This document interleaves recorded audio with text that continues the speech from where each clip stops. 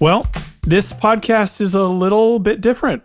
We're all in the same room, which I have to say I really like. Yeah. But there's another reason why I'm smiling from ear to ear.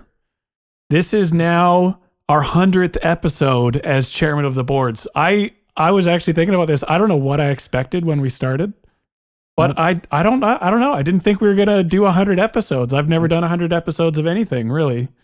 And so welcome. Congratulations, guys. I don't know if you have any similar thoughts or if you guys are like, of course, we're going to make it to 100. We're going to make it to 10,000 episodes. There's so much to talk about. What are you feeling, Brian? I'm just excited to be here with you guys. I think this is we've done 100 episodes and never met. Yeah, in person. In person. We've obviously have met through Zoom and everything, but it's crazy to be able to do all these podcasts and fly across the country and be together for an entire week and pick up where we left off like it was nothing. It wasn't any like, I knew exactly what you guys were going to be. I was like, I know Grant's going to be tall and Mason and everything. So you guys are great. So I'm excited. I'm glad my height isn't disappointing. There's just something about it. I just knew. I was like, well, it's a Canadian. Grant's height is deceptive because you can't really tell on camera, Well, I usually slouch as well, so that doesn't help. Me too. Right. Yeah. Right. No. Right. So Grant's taller than me. If people were wondering, he's taller than me. I'm guessing you're 6'1"? No. 5'11". Yeah, 5'11". Okay. I'm 3'2". Just kidding. Are you you sick of me yet, Mason? No, I'm not. In fact, it's been refreshing to have both Brian and Grant hosting them here in California. It's been great, and they've got to have a full experience. We've had in-laws visiting while they were here. My mom visiting. They got all the family stories, all the secrets, all the baby stories. And the crazy thing to think about, just as one last remark on this, is that I hadn't had my son yet when we first started doing this, and he's going to be 2 at the end of the month. Yeah. So that's crazy that we've been doing it this long. So I did have my kids. To us. Yeah. I did have my kids, and they're both still around. So I think that's a win for all of us. Win-win. We made it. So today we're going to revisit one of the first conversations we had on Chairman of the Boards, which was basically around best of pedalboard switchers, MIDI controllers, that kind of area on the pedalboard. And even in the last 2 years, things have changed. There's been some new announcements, some new products, and new articles in best of lists, which we're actually going to touch on today as we kind of head over to Tone Town.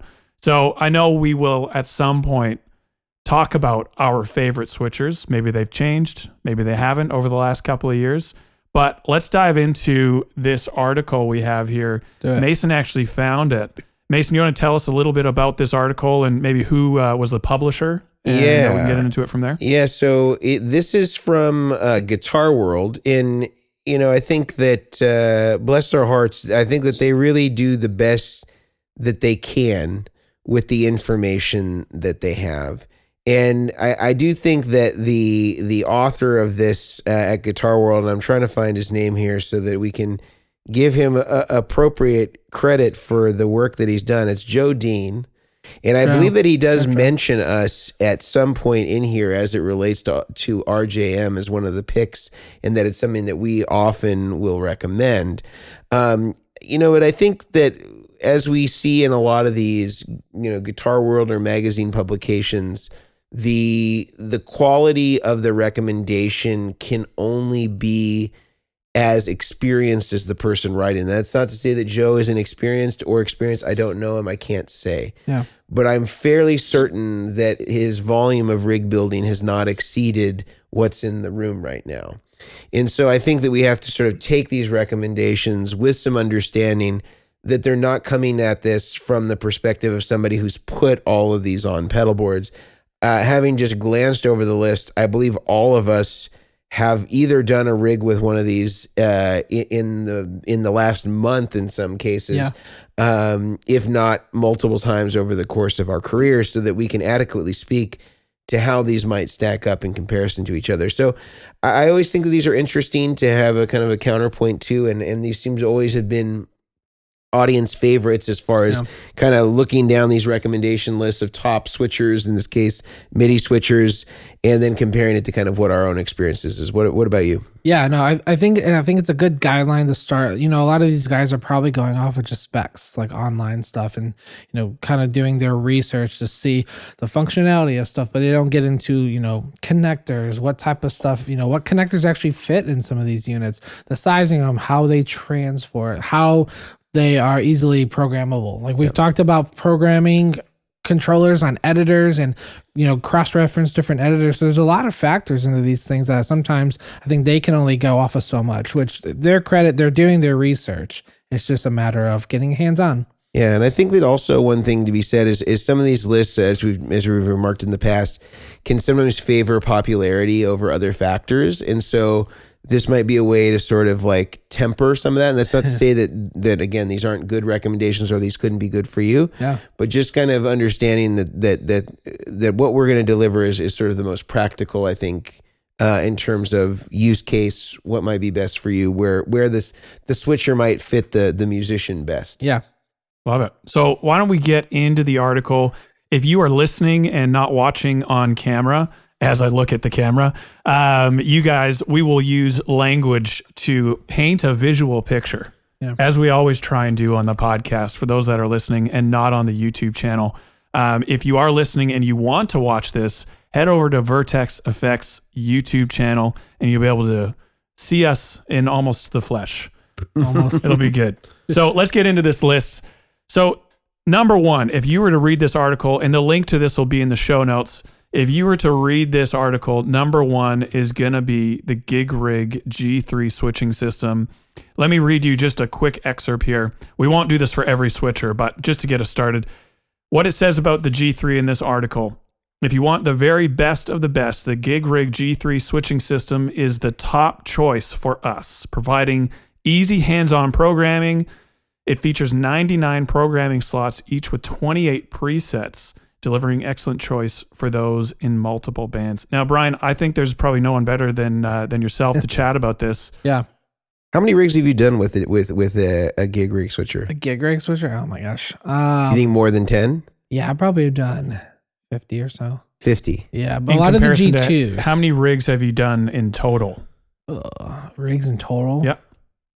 Give me a ballpark. Oh, man. 500? No, probably like 1,500 or so. Okay. I severely underestimate how busy you actually are. I think, in the past 10 years or so, it's probably been about that. Yeah, I mean, at least 1,000 for sure. So we're looking single digits as far as percentage here. Yeah, it's not as, yeah, for sure. So, I mean, Gigrig has a variety of products. They have like the Quartermaster series, which is not what we're talking about now. They had the G2, which is an older version, the G3, and more recently, the G3S. What are your thoughts on the programmable side of the Gigrig switchers? So we're not talking Quartermaster, which I think we all really enjoy, actually. Yeah, I love it. The Quartermaster is great, but it's not in the list today. The G2, G3, G3S, what do you think of the programmable Gigrig environment, those types of switchers? Yeah, I think at the face, you take it from the face front of the unit. It's a really easy, intuitive unit to click a preset, push the buttons on the front of it, and you can do the reverse polarity. You can channel switch like the remote or an amp or something real easily, and then you can click the next foot switch and do the same thing. You don't have to go in the sub menus. You don't have to do anything. There are some things that are a little bit more difficult, like MIDI programming, that it takes a lot more time to do.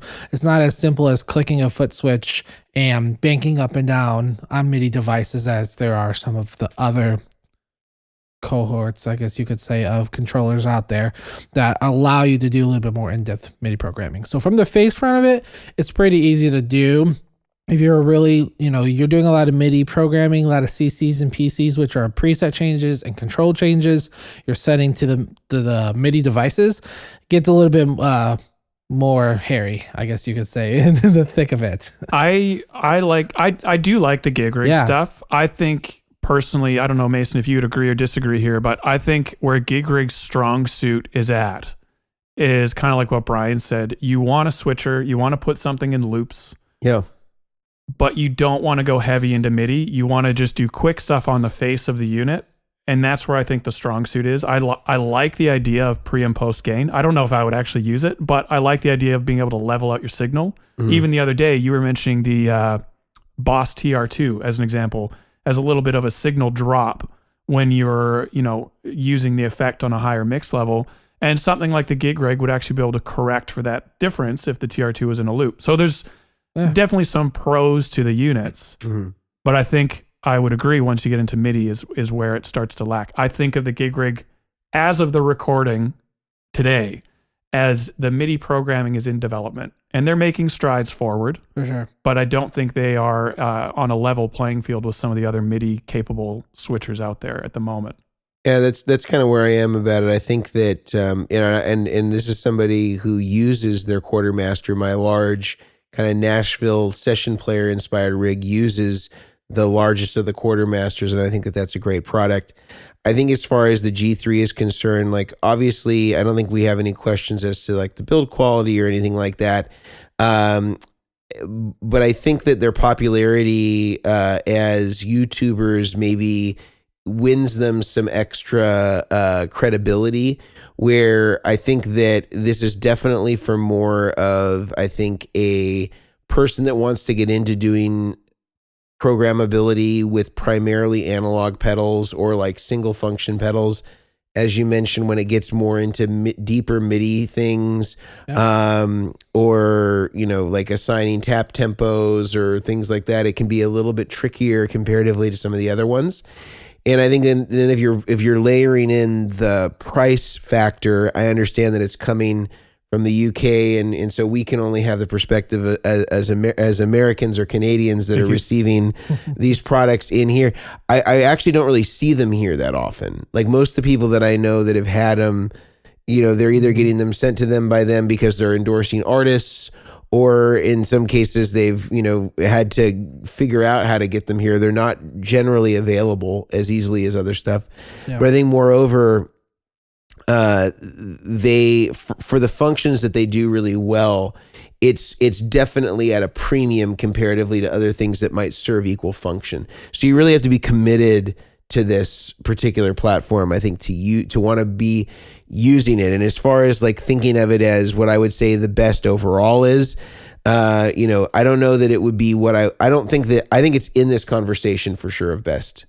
I think that has to go without being said. Yeah. I don't know that I would place it number one personally. They did recently, as one last thing, and then we can move on to the next one, but they did recently come out with an update, and I put this on a customer board, where they now have more lines, more parallel lines. Before it was just 2 parallel lines plus dry, and now they're getting into, even more lines. So they're opening up the flexibility. They recently launched the S version, which is a new faceplate. You can do the scribble strips. Basically, you can digitally label with a little screen every foot switch, which I think is cool. Yeah. That could be handy.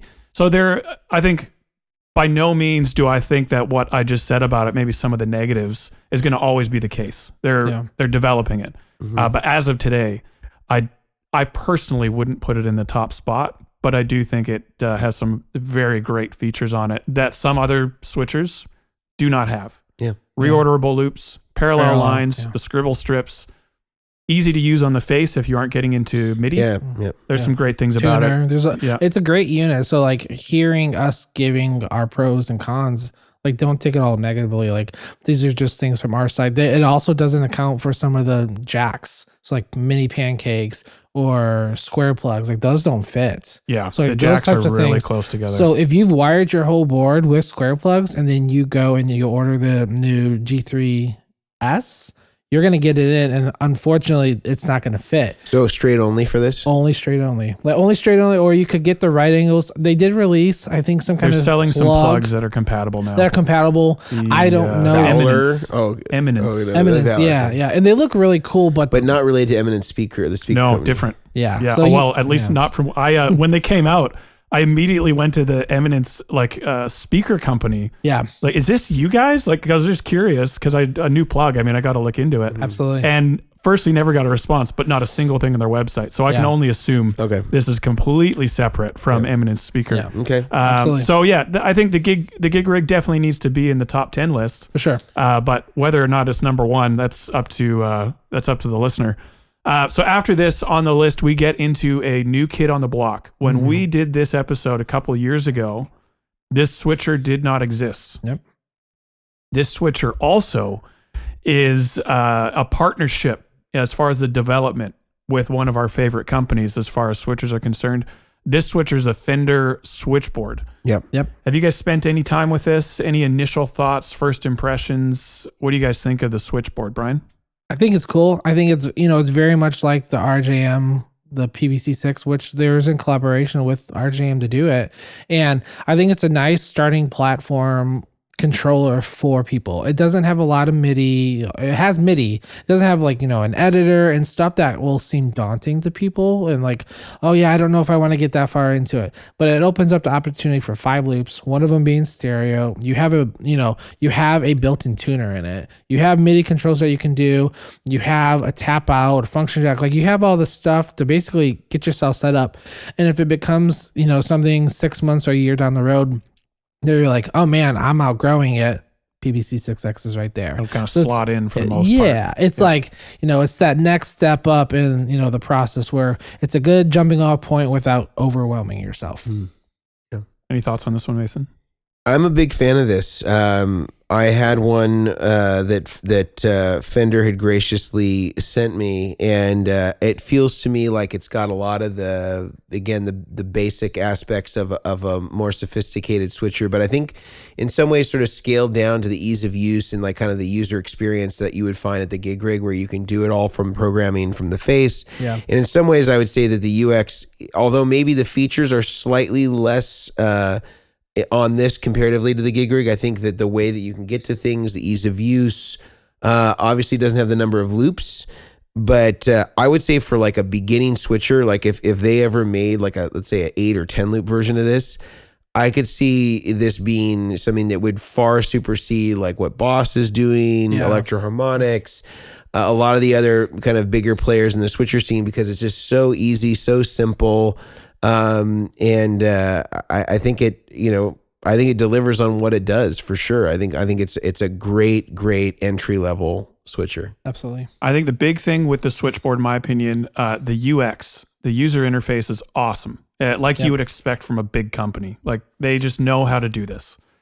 And so that part was awesome. You get the engineering from RJM, which is great.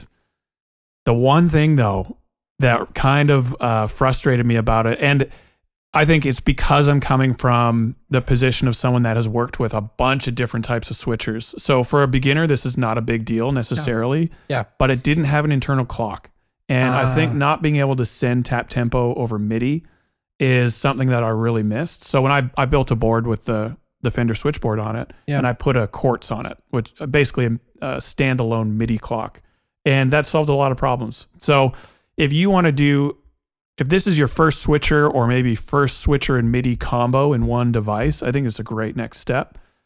Depending on where you're at though, I don't know if I would put it up in the top spots. Yeah. But that's because I can only see from what I know, and that's as a rig builder. So I understand my limitations on even commenting on this. I think also probably price factors in too, because it's really as far as switchers go, for what it gives you, it's a really, really competitive price. Yeah. Absolutely. Yeah. So, I feel like for the price and the size of it, it could be close to the list of switchers to definitely look out for. There are some other stuff out there that are similar, but for the capability, it's what I would say is this: the comparability of this going from this to an RJM it would be a little bit of a different curve, but you would at least have some idea of how to navigate the stuff. And you're going to go into the RJM, let's say 6X, which is a great next step. You're going to go into it understanding PC messages, CC messages, the foundational building blocks of MIDI, which I think is a key component to really getting the RJM. Absolutely. Number 3 in this article's list. I mean, so far we've done articles in the past, and I think it's been really hard to find things to agree with. I would say this list it's not terrible. It's not this terrible. is one of the better lists that we've seen. Yeah. It wouldn't be a switcher for switcher comparison to my top list, but I can make a case for it. I think where I struggle to start making a case for it is on this next one. Yeah. and that is the EHX Super Switcher. And again, I promised visual pictures for those of you that were, listening only and not seeing on the video. I think if I could paint a picture visually with my words on this, I want you guys to picture a gigantic Buick, a huge car. Ooh. Regal. Like a Regal. Like a 60s, like or 50s? Like yeah, Buick? like something. Okay. It's heavy, it's big body. You cannot miss it. And that you're going to be getting close to the size of the Super Switcher. This thing is gigantic. It's huge. Like your pedalboard size is going to be determined by this switcher. And so I think in my mind, this would have been higher on my personal list if we were going to be doing this podcast. I don't even know when this came out, but if we were going to be doing this podcast 10 years ago, it probably would have made it higher on my list. But I feel like this thing is not kept up. What's the width? 22 by 6.25. So almost 2 feet. And it's almost 6 pounds. It's a big switcher. 5.8. And the feature list on it doesn't compare to some of the more modern switchers that we have out there. So, I mean, I don't even know if we need to spend that much time on this one. It's big. It'll be able to turn your pedals on and off. It'll be able to insert them into your signal chain and quickly remove them, do basic preset stuff.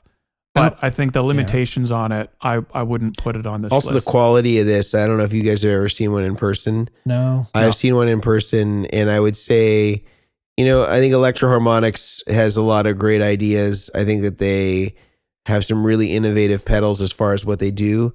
I would say, in order to facilitate the kind of everyman vibe of a lot of their stuff, they're manufactured very inexpensively, and this is definitely obvious when you see this, like as far as like feeling of the foot switches, kind of like the quality of the jacks. I mean, like this thing is not, I wouldn't say on the same playing field of any of the switchers that have been mentioned so far. I think it's a great price, and I think that that's what attracts a lot of people to it. But it definitely has a lot of drawbacks in terms of quality, in terms of features. You have kind of like a very primitive digital display on it. There's no screen. It's just kind of like telling you what preset number you're on. So I would say that this to me looks like the type of switchers that you would have seen probably 10 or 15 years ago. Like early in the game. It says it's under best budget switcher at $450. Underneath it says no fussing, just pedalboard hustling. Oh, look at that! Nice. I see Fussing and hustling. from the photo I zoomed up on the Amazon link that they had. It has a built-in boost and a tuner and control switches. So it seems no editor, obviously. Yeah, very simple. Yeah, it might have been built pre-computer. So that probably might be part of it. Yeah, even before dial-up. I want to keep going on this list of switchers in this article, but before we do, I'm going to throw to Brian, and he's going to tell us about a couple of the sponsors that make this podcast. And I have to say another thank you to the podcast sponsors. Thank you for allowing us to even be able to meet in person like this, because without you guys, this wouldn't happen. So Brian, why don't you tell us about a couple of the sponsors? Absolutely. So our favorite sponsors are going to be, the first one's going to be the Guitar Sanctuary. The Guitar Sanctuary is in McKinney, Texas, premier boutique company. I personally worked for them for 6 years and I love them. They're a great company. Brian Meter, George Fuller, Trey Taylor, Daniel Shane, everyone out there is great. They're going to get you what you need. They're in McKinney, Texas, from PRS to Sir Guitars to Duesenbergs. I picked up a Duesenberg a couple weeks ago and I am absolutely in love with it. So go check them out at guitarsanctuary.com in McKinney, Texas. You won't be disappointed. The next are going to be the guys over at Neural DSP, which is one of our favorites when it comes to those multi-controller units. They have the Quad Cortex Control, the new plug-in capability that they've been teasing, which should be coming out hopefully shortly. They have some new amp suites that are coming out. Go check them out. Use the code Chairmen, CHAIRMEN.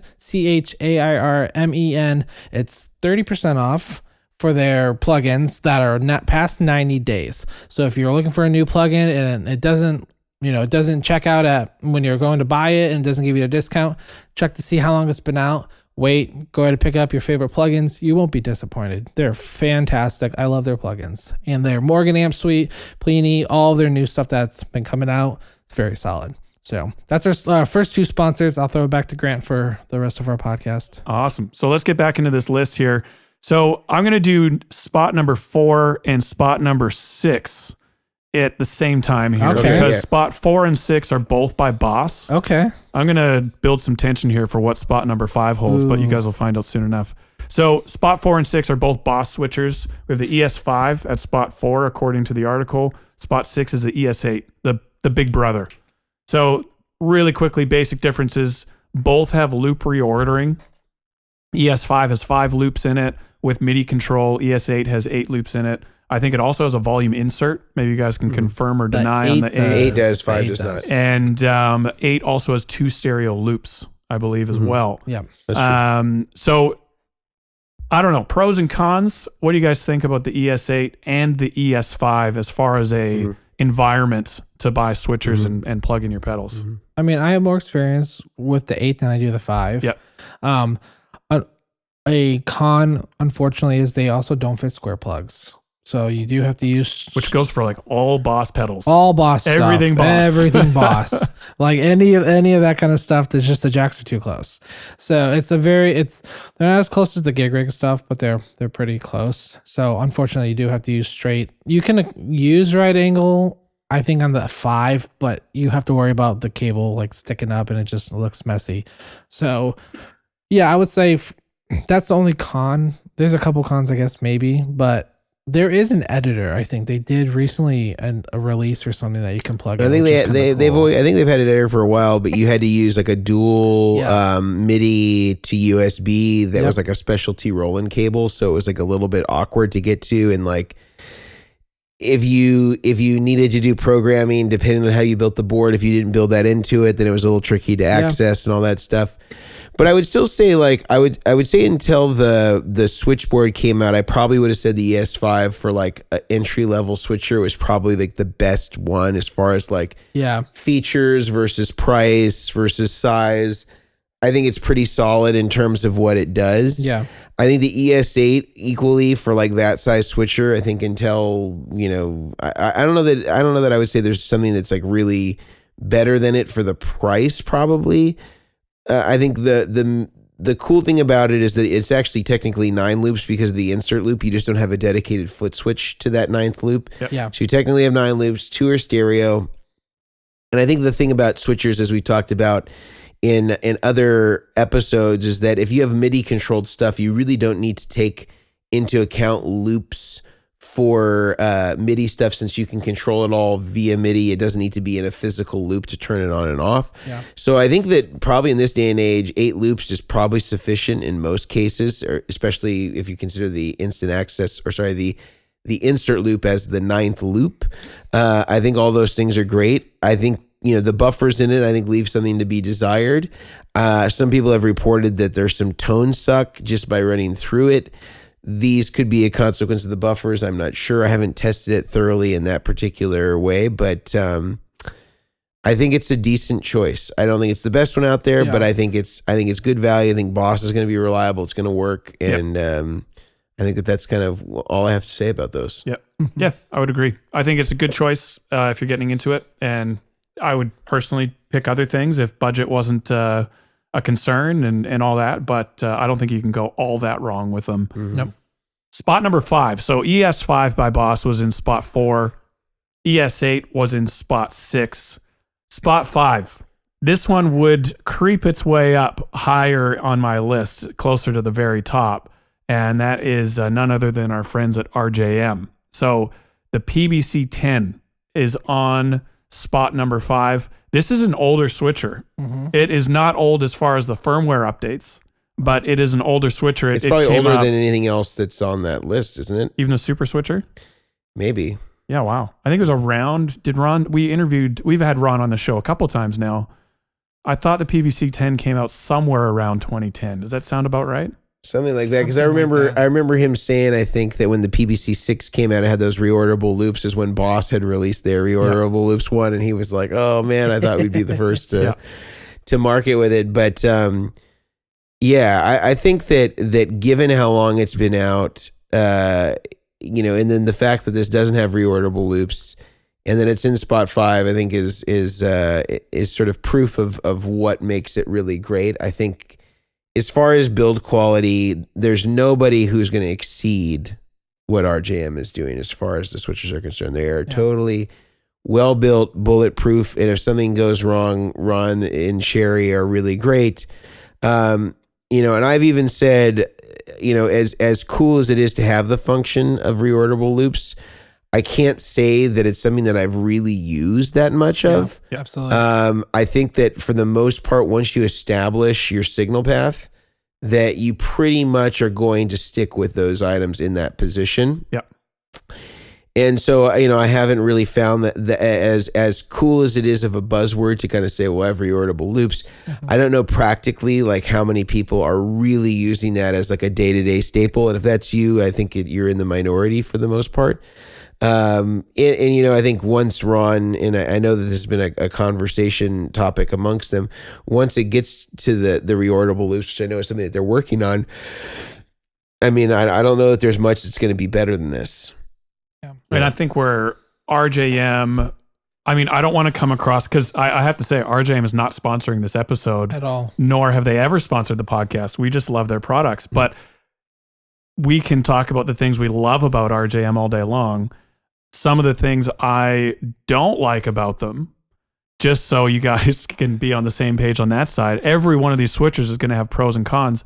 You do have a bit more of a learning curve with RJM. So that's why I think the switchboard, the Fender switchboard for them was such a brilliant idea, because it simplified their whole environment.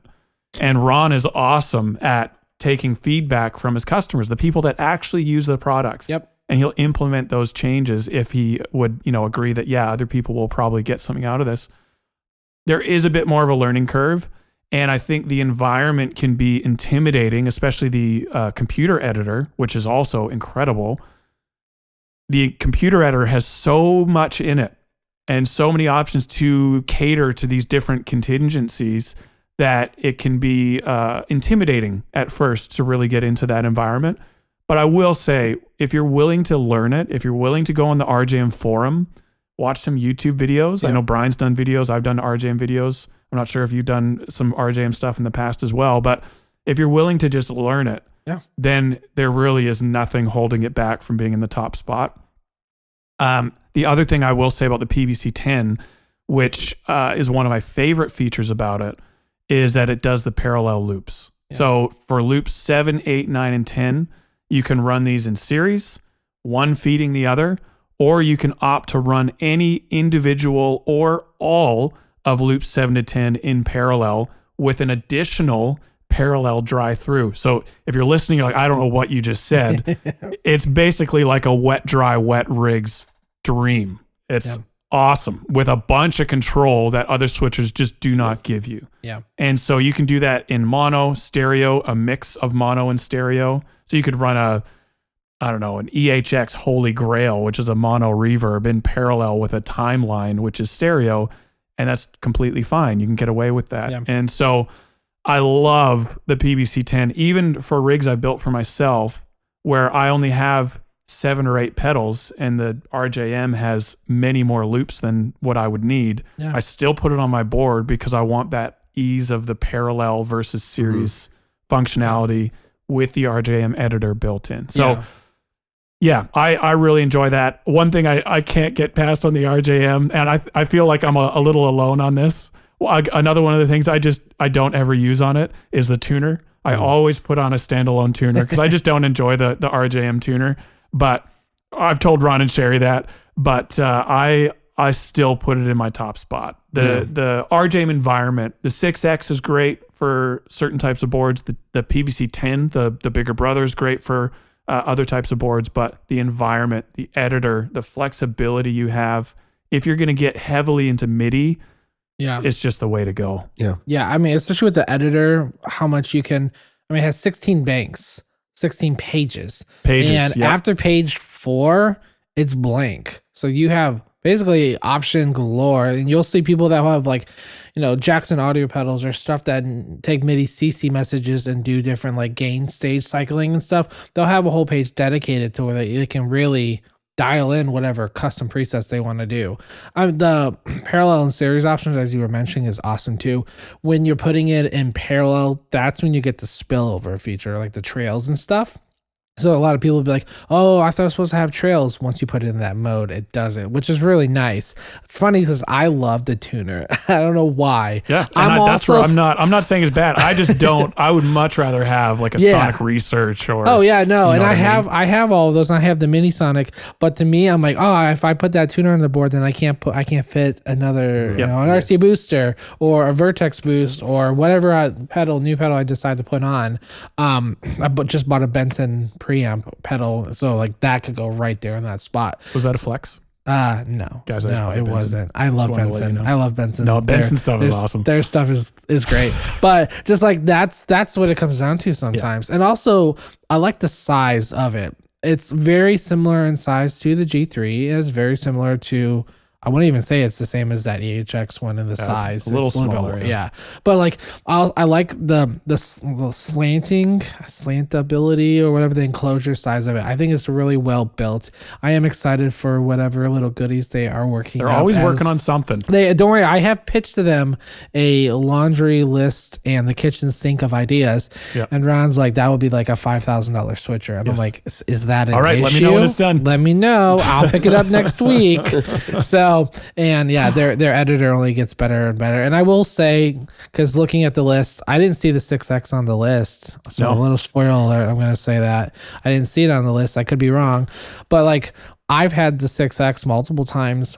I don't think I've ever used a loop rearranging personally, but I think it's handy to have if you wire one of those loops to like the side of a Vertex board and have to send a return so you can add a volume loop or a demo loop. So having one that you can move around is really handy, especially when it comes down to your audition box, because you could wire 2 TRS cables from the PBC6 to your audition box, and then you could have 2 sets of different cables, how specially wired to do a mono pedal or do a stereo pedal. So you really have the options. So having something like that is really cool. It's not practical. Like, I'm not changing my overdrives every single preset to be different rearrangements. That's just not for me. But overall, it's great. Yeah. Nice. Yeah. That's kind of the end of the first half or the meat of the article. I don't know if you guys wanted to stay in the article. If there's anything else in there you wanted to chat about. Well, there's one thing that I noticed that didn't get any love, and we talked a little bit about the PBC6X. I noticed later on they add in the smaller version of the G3, the Atom.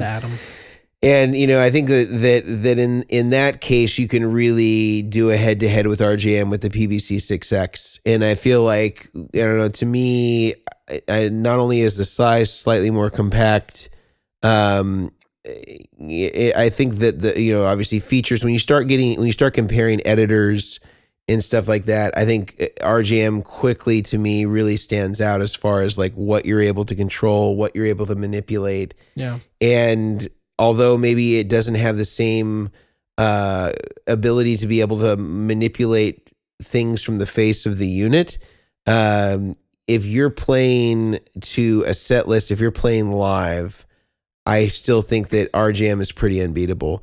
The other thing that I noticed is that they didn't include MusicomLab. I was going to bring that up. Same, absolutely. And I would suspect that this is, again, sort of like a consequence of like these people who are writing the articles. I think is about as good of an article that we've seen in this format from any of them that we've talked about before.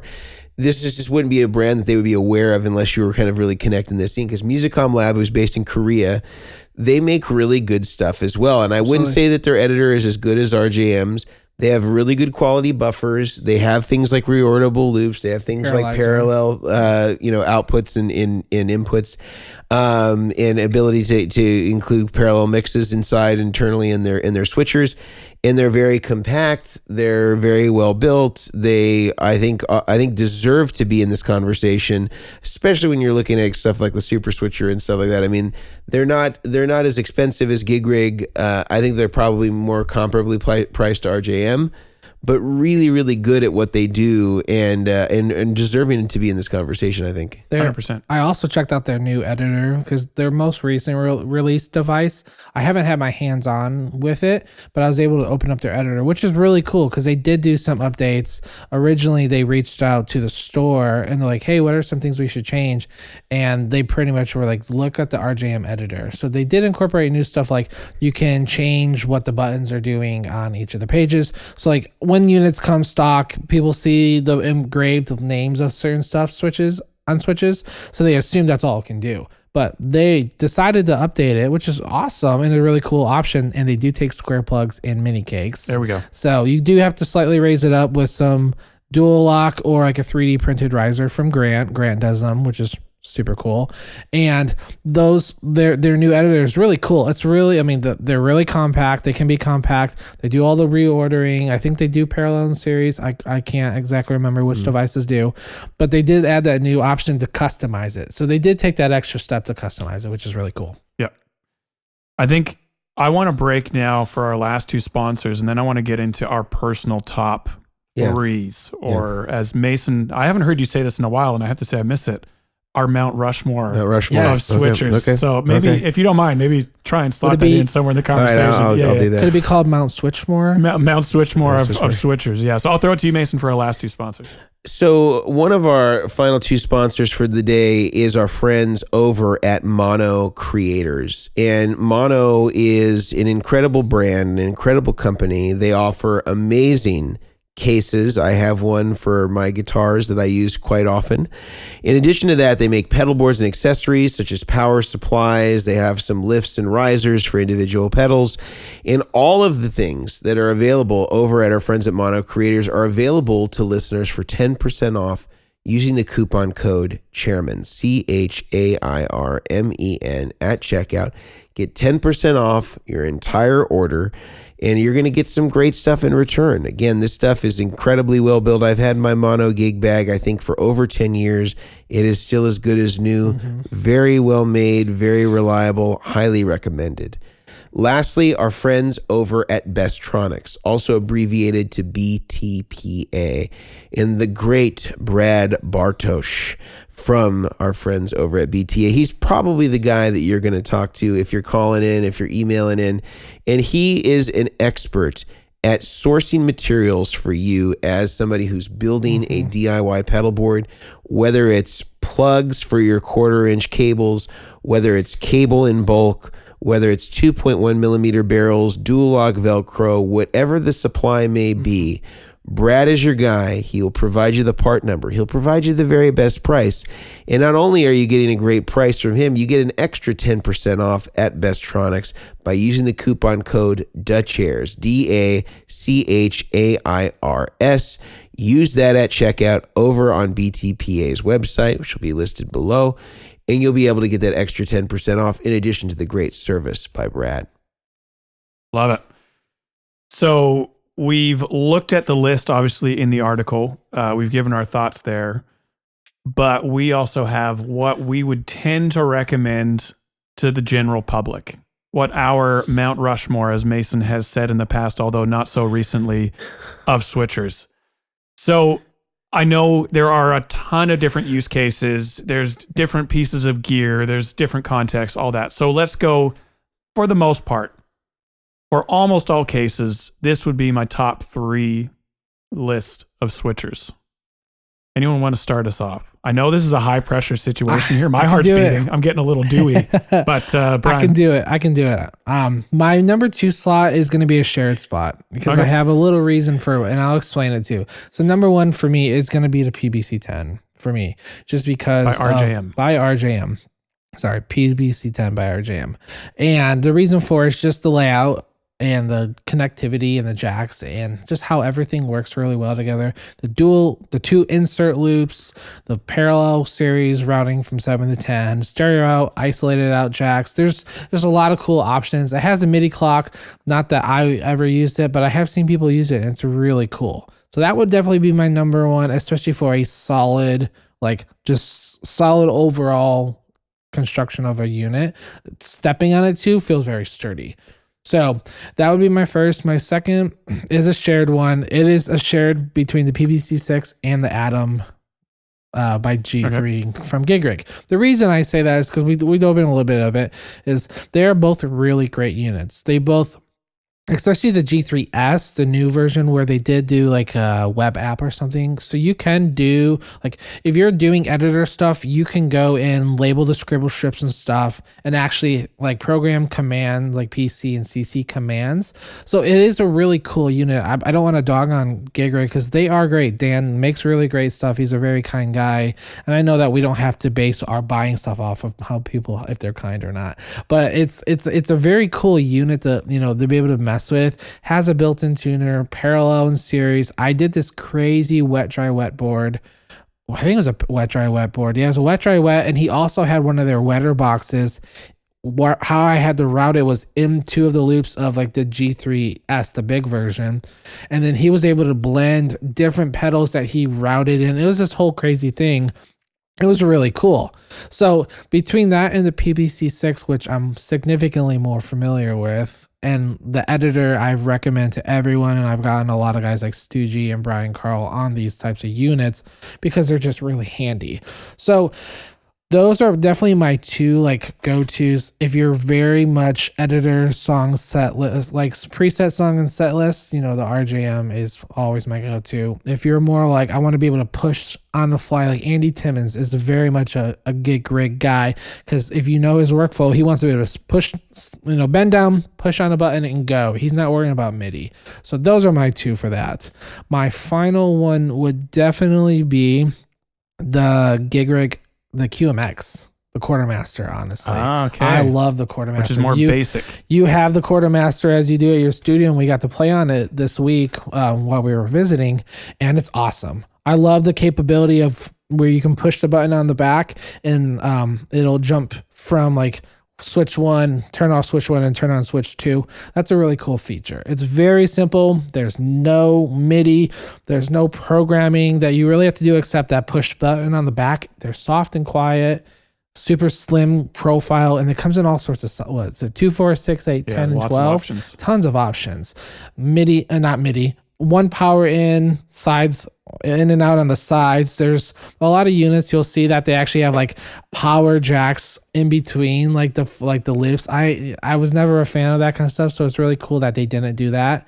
So those aren't isolated either. You're talking about that one control. The one control one. Yep. Yeah. So like stuff like that, like it was cool to see that one come out, and just how clean the unit is. It's very cool. Very reliable as well. The switches are really nice. Feels really like it's nice. unbreakable. Very. So those are my 3.5. 3.5. Okay. Of mine. All right. Cool. So for me, I think number one is also RJM, and I kind of think of them as just, it depends on the rig I'm building. If I'm building something that can accommodate the 6X, then I use the 6X. If I need the 10, I use the 10. I think, again, as we said, the loop reordering thing is sort of irrelevant to me. And so I don't really think about it in those terms. Like, I can understand on a case by case basis that may be different, but I kind of consider those to be in the number one spot. I think for me, number two spot is the MusicomLab stuff. I think that's also really great. I think it's incredibly well built. I think the features are great. I think the buffers sound great. I think they're very smartly designed. I think that the biggest drawback for me is maybe, and I haven't looked at the newest software, but the software seemed like a little bit less maybe intuitive for me than the RJM stuff did, but it could have just been that I'm more familiar with the RJM, so I understood their framework a little bit better. And then I'd say 3 is also kind of a tie for me. I mean, I think in some ways, if you were going with like a 6, if you need around 6 loops, I would say the Switchboard is a really great product for the price. Yeah. I would prefer that over the ES5, but I do think if you need larger number of loops, then the ES8 could be another great contender in that spot. It's affordable. It does a lot of stuff. It's a relatively good size. I think it fits pretty well with a lot of it's not imperfect. It doesn't fit with every plug out there, but I think they're still fairly good for what they are. And I would say those are my picks. I hate being unoriginal, but I'm also going to put RJM in my top spot. Oh. I'm sorry, guys. I was trying to think like, man, could I justify it? I got to do it. So RJM would definitely be up there as well. Number one spot. Whether it's the 10 or the 6, I kind of like what you said. It depends on the board. It depends on the context. Yeah. And the cool thing, even about the 6 that we haven't talked about here, and Ron mentioned the last time we were on, is that you can use the send only, and you can then flip your signal into parallel, you'll need an additional mixer to bring it back down again. But it has some little tricks up its sleeve, and it's still reorderable. And so there's some really cool things you can do with the 6. So RJM is at the top spot. A lot of that has to do with the MIDI implementation and the app. RJM would be there. I kind of want to break the rules, if you will permit me. Oh no. On number 2. And number 2, again, because of MIDI implementation in the app, is going to be, let's say, a basic switching rig with MIDI would be like an MC6 Pro and an ML5, or an MC6 Pro and a 10X, or even an RJM MegX, which is a reorderable MIDI controlled only. And so I think Morningstar has done what no other company has yet, as far as they have made an app, a way to program their MIDI controllers that is not intimidating, or less intimidating than even RJM. So I think they've done a great job on the software. They also have it, I think it's iOS, right, too? I think with like a Bluetooth adapter you can thing. attach, you can program a WIDI device. Yeah, WIDI device. A wireless MIDI thing. It's a little bit cumbersome to program, but I think once it's hooked up to your phone, so once you've done the initial program, you can do it on your phone as well. But yeah, even then, I mean, I kind of expect to plug into my computer, and I like doing it that way. But yeah, I think the Morningstar is a great environment. So if they ever come out with something like a 6X or a 10, an all-in-one device, absolutely, they're going to have a serious leg up, or they'll be able to make a very good impression very quickly in that space. And their Pro, their updated version with the screen everywhere, screens, everything is really cool. I've done their editor a couple times, and it was actually a lot of fun to mess with. And another company, I should say as well, that keeps updating their app, keeps adding features. They've done a great job there. I would say number 3 would probably, if I was to put it in for like a beginner spot, like your first switcher, then the Switchboard would be there. I really do like the Switchboard for a beginner controller. Definitely would not recommend it for someone that's more into advanced stuff. It just doesn't have the feature set. But for a entry-level switcher, that's awesome. Price, features, reliability, it's great. If it wasn't for beginner, then I'd probably go with Musicom. I blanked there. Musicom as well. I think they do a good job. And again, reliable, not too intimidating. All of these, I say, like to some degree, you're going to have a learning curve. Absolutely. Whether it's even just making the physical connections, there's a bit to understand there. Programming, all that.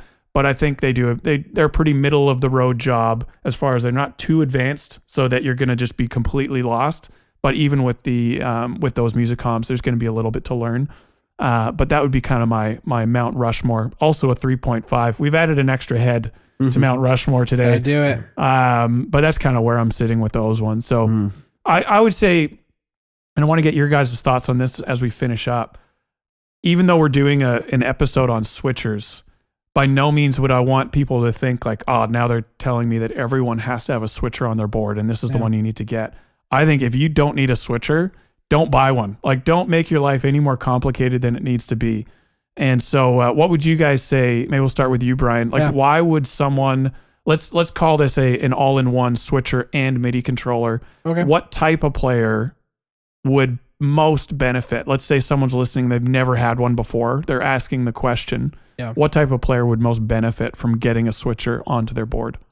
I would say people that are gigging a lot, that are doing consistent same like songs. Like, you're going out and you're doing, for this year you're going to do 20 or 30 of these same songs, even a tour or whatever it is. Like, you can do the tap dancing if you want. That's totally fine. Some people enjoy that kind of stuff. But if you like the easeability of being able to play and engage with whoever the crowd or whatever everything is, or wherever you're at, just to have a little bit more fun time, something like that, it just makes life a lot easier because it's, program it all in the beginning. It's a click and drop. If you're in a band that's like every song is different every single night, every set list is different every night, it can get a little crazy because then you're constantly having to scroll through 100 pages of presets of songs. So that you might want to find some either something really simple, just a couple combinations, maybe just overdrives. I mean, you could do something like that, but like if you're in that boat where you're an at-home player and you're just, you're thinking about, getting a switcher, sometimes it just comes down to like, what exactly are you trying to accomplish? Are you trying to change, a ton of MIDI devices all at the same time? Are you trying to change a bunch of overdrives? Do you have 50 pedals that you want to put in a board that you want to be able to do all this crazy changing?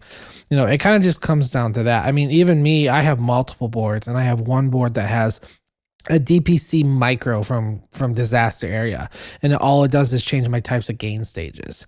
I have another board that has a switcher on it, a PBC10, and then another one that's a quad cortex. So like I have all these different, but they're all for different types of stuff that I play. So really it comes down to assessing what they're going to be playing and if they really need it. So they look cool, they're a lot of fun, they're a lot of fun to build, but sometimes it comes down to practicality if you need it or not. Anything to add, Mason? I would add that probably most of us don't need a switcher. And the people that really do utilize them, I think, effectively, if we're being honest with ourselves, are probably people that are playing live, that have a pretty big set list to cover. Yeah. I think for most of us, and this even goes for professional studio musicians, most studio musicians don't use switchers because the need for presets is not really that valuable, because they have to get different sounds quickly, and no two sessions are the same.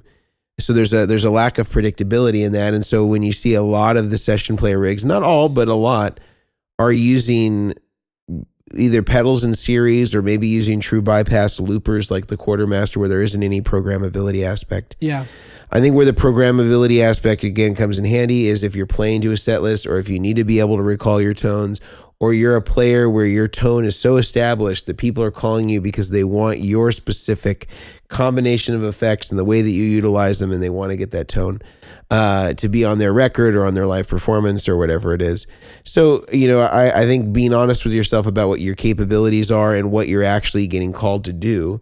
And if it is, in fact, that you're playing a large set list and you need to be able to recall songs quickly, you need to be able to have a single foot switch pressing down on a button and bringing in multiple effects at once, or changing the tempo immediately, or having to change channels on your amplifier instantaneously, these are all reasons to go ahead and use something like a switcher. But otherwise, I think a lot of people could, if they're just looking to consolidate signal path, or they're looking to have a cleaner way to get from the start to the finish of their pedal board, they could use a true bypass looper. Yeah. Or, just some high quality buffers and good quality, true bypass pedals on a pedal board, all in series. Yes. I know one of the most common requests I get when I'm doing a consult for a rig is basically, I want to stop tap dancing. Mm-hmm. Yeah. I feel like I'm, trying to push a pedal in the top right, and then the same, for the next section, and the same combination, the bottom left and top, like there's too much movement going on. Yeah. And I think a switcher, if that's how you feel, and you have predictable enough sounds that you're using consistently, a switcher with programming built in, you'll do the same, 5 pushes with your foot. You can program that to one action, one button push, and everything will change, MIDI included, on that one foot switch. And I know a lot of times, maybe some people even listening, oh, wow, that sounds awesome. What you lose is if you can't program it ahead of time, you can't recall it that way. Yeah. You have to know what you're going to need in advance. You can't do it on the fly. So a lot of these switchers, we haven't actually talked about this at all today, will have kind of like a stomp box mode where you can go to a different page, and you can just do one foot switch, turns on one pedal, and that's all that switch does. And you can use it as a standard true bypass switch, like looper. Yeah. So a lot of these guys come with flexibility, but if you have a predictable set of sounds, then I think a switcher can really help. If you're feeling like you're already, you're trying to turn on a phaser and you always just bump a tap tempo or another knob right beside it. Yeah. A switcher can really help with that type of stuff. But yeah, I would probably try and push myself to not use one. And if I'm really trying and I still like, a switcher is just what I need, I think at that point you've done your due diligence and you can look into getting a switcher. But yeah, I think I really enjoy switchers. And I will say the reason that when I used to play a lot in church, I really appreciated the preset actions when I was also music directing. So my focus was on the band, and I didn't have the luxury of looking down at my board for 5 seconds and setting up my sounds. I had to make eyes with the drummer, and we had to get on the same page and do the nods and all that. And so that's where just hitting one button and then I could pay attention to the band again was really helpful. Yeah. So different contexts, different things. I think like what Mason did a great job of outlining is just be honest with yourself. And do you really need it? Yeah. Because you'll need to double up how many cables you have. You'll need a high current outlet, most likely in your power tap. You're going to need a bit more space on your pedal board. There's a flow-on effect that getting a switcher is often, it's often misunderstood how much is going to actually have to change to get a switcher going and up and running on your board. So I think we've covered quite a bit today. We've done our Mount Rushmore 3.5s, and Mason was able to stick with a 3 here. We've done our Mount Rushmore of switchers and talked about the article. All of our sponsors in the links to get those coupon codes are in the show notes, so please check those out as well and save some money on some great gear. Anything you guys want to add before we finish up today? I just want to thank the studio for having us here today to be able to host our 100th episode. Yeah. Super great. Shout out to Neil at Airship for having us today to get together and finally in person. So absolutely. Congratulations to us, 100 episodes. Yep. Yeah. Awesome. Thanks for sticking with us. Everyone, guys. This has been great, guys. Thanks so much for sticking with us for 100 episodes and hopefully another 100 to come. Yeah. Awesome. Let's go. See you guys. See you. Bye.